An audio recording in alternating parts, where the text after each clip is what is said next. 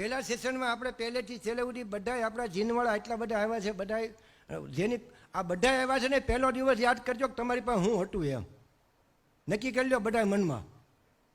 અત્યારે હું છે એ નક્કી કરી લો. તો નેગેટિવ ભૂલી જાઓ, નેગેટિવ કોઈ વાત ન કરવી. આપણો બિઝનેસ નથી હાલતો એવું ભૂલી જાઓ. આપણે હકાવી છીએ, આપણે પૈસાવાળા સહી સહી સહી. વાહ ભાઈ વાહ. તમે બધા એક જ કાયમ કરશો કે આપણે જન્મ્યા નથી, અત્યાર સુધી આપણું કંઈ હાલતું જ નથી તો જઈને વેચી નાખો, બધા ખપી જાય જેને વેચવાય એને. તમે બીજા ધંધા ચડી જાઓ. કોઈ દી તમારા ધંધાને નહીં વખોડો. પોઝિટિવ વાત કરો, એસોસિએશન ગમે, નેગેટિવ ભૂલી જાઓ. હું મારા 3 એકરથી 6 એકરમાં જ અનુભવ કરું તો હું તો રામરાજ ભોગું છું. મારે જીન છે, મિલ છે, બધું છે. એક કોઈમાં ડિસ્પેરિટી નથી. મિલમાં ડિસ્પેરિટી છે, સામાન્ય વસ્તુ છે, તો એની અમે આપણે પાવર કરી લીધો. તો તમે પોઝિટિવ હોય છે તો તમે રાઈટ વિચાર આવે છે, નકર કઠોળે ચડી જાઓ. અને ખેડૂતને કે દલાલ શું કરે છે, ખેડૂત શું કરે છે, મહારાષ્ટ્રવાળા ગાડીવાળો શું કરે એ તમે ભૂલી જાઓ. આપણા જીન 2 એકરમાં છે, હું કરવું એટલું જ વિચારો. તમે માઇક આંગલા છો, ગાંડા છો, બીજાને અઠવાડો કેમ જીવો છો? તમે બેસ્ટ બનો, સારું કરતા શીખો, કોકની વાતમાં નહીં આવો. બાકી તમે બધા એમ કે અમે કાંઈ નથી, કે જીના સીસી ખાલી થઈ ગઈ છે. સીસી તમને વર્કિંગ માટે આપી છે, ગાડી લેવા નથી આપી, બંગલા લેવા નથી મળે. ખાડી થાય હું કામ ગઈ એમ? ગવર્મેન્ટના પૈસા છે, વર્કિંગ માટે છે, એ ગાડી લેવા માટે નથી, મર્સિડીઝ લેવા માટે નથી.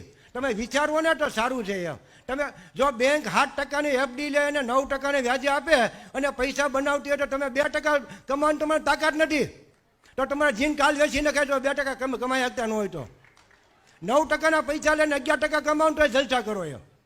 પણ તમારે કામ જ નથી કરવું. 10 વાગે ફેક્ટરીએ જવું છે, સાંજે વહેલું વહી આવવું છે, તો હાલે છે ને ફેક્ટરી તમારી.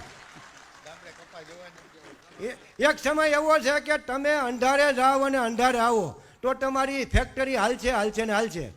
અંધારે જાઓ એટલે દી ઉગ્યા પહેલાં જાઓ, દી હાથમાં પછી આવો, લાવો લખી દઉં કે ઓની ફેક્ટરી જો બંધ થાય તો એમ.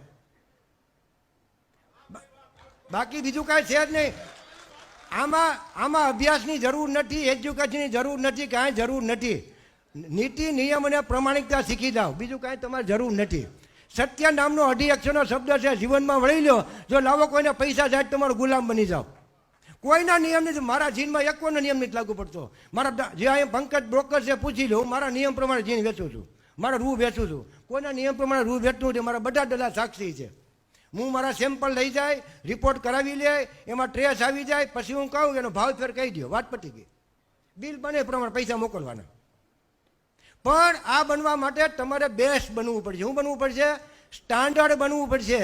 તમે 60,000ની ગાડી વેચો અને 65 થાય ને તો એક ગાડી ફેરવવાની કોઈ મગજમાં નહીં લાવતા, ત્યારે તમારું રૂ ખપશે, બાકી નહીં ખપે. તમે છે ને તમારા માલને દીકરી સમજો. હું સમજો? તમે દીકરીને સાસરે વળાવો તો તમે કેવું ઈચ્છો છો? ખરાબ ઈચ્છો છો કે છૂટાછેડા થાય કે વહી જાય? તમે એ કેવી રીતે બેસાડો છો કે આ દીકરીને પૈસાવાળો થાય, હારો વર મળે, હારા સાસુ સસરા મળે અને લાલપાલથી વળાવો છો ને? એમ માલને તમે પોઝિટિવ થિંકિંગથી વળાવો. ગાડી કોલસા વળી હોય તો સાફ કરાવો, ગાડી તૂટી ગઈ હોય તો હેઠી ઉતારો, એમને નહીં ભરો. બધું ધ્યાન રાખો. જ્યારે જ્યાં લગન તમે બીજાનું સારું નહીં ઈચ્છો ને ત્યાં લગન તમારું પોતાનું સારું નહીં થાય. બાકી તમારે નથી જરૂર દલાલની, નથી જરૂર ખેડૂતની. અને ખેડૂત ઉપર આક્ષેપ કોઈ દી નહીં કરો. એ રાતની મહેનત કરે છે ને તઈ તમારા કપા આવે છે, એને કેમ ભાવ ઊંચો મળે ને એ વિચારો. બાકી કોઈ જિંદગી માટે અમે નહીં વિચારો. અને અત્યારે તમારી એકદમ બેસ્ટ સમય છે કે MSPથી જ્યારે ભાવ નીચે આપણને માલ મળે ને ત્યારે હોના જેવો સમય જમાય. આપણે એ સમયને આવરી લેવો જોઈએ, અત્યારથી વેપાર શરૂ કરવો જોઈએ. નાના મોટો તમારી પાસે સ્ટોક હોય તમને નુકસાન નહીં જાય. કારણ કે MSPની હારે ગમે ત્યારે ભાવ થઈ શકે. આખા વર્ષમાં MSP ઉપર પણ જઈ શકે. એક વર્ષ થાય. એ મારા 40 વર્ષનો અનુભવ છે.